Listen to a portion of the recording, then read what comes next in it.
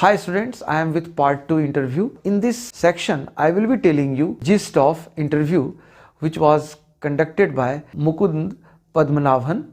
He interviewed Umberto Eco, the famous academic writer and a great novelist, and what kind of writer he was, what made him so successful. Then we have actual interview, extract of actual interview given in part 2, and a famous writer, academic writer, Umberto Eco is being interviewed by Mukund Padmanabhan, and I would just like to tell you that what was the gist of their conversation, what kind of writer Umberto Eco was, and during the interview he reveals it. Basically, he was an academic writer. He wrote on topics like the science of making science, semiotics and all kinds of things. He wrote about history. He wrote about other serious issues and serious topics, metaphysics, science and all science kinds of things. And these are academic issues. But why did he become popular as a novelist? I would like to tell you that even his research works and his writings on academics had stories in them. Storytelling was an effective medium, and stories in his academic writings made them very interesting.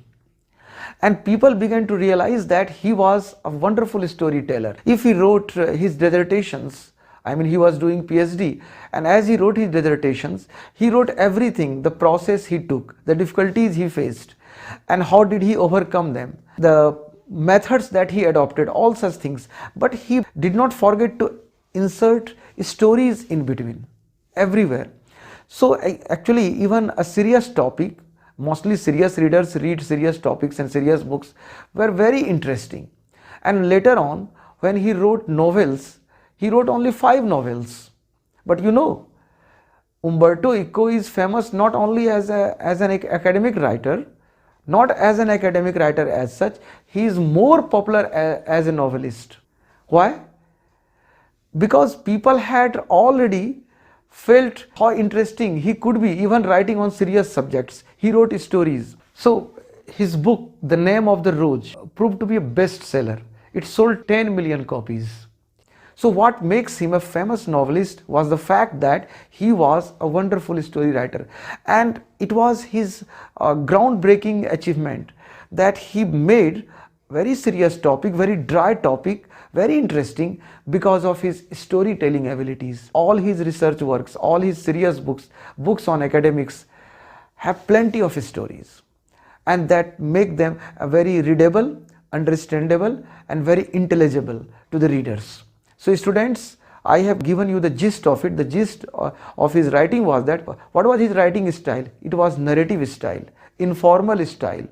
There was a kind of playfulness in his writing. So the readers enjoyed themselves. So which finally led him to be a novelist.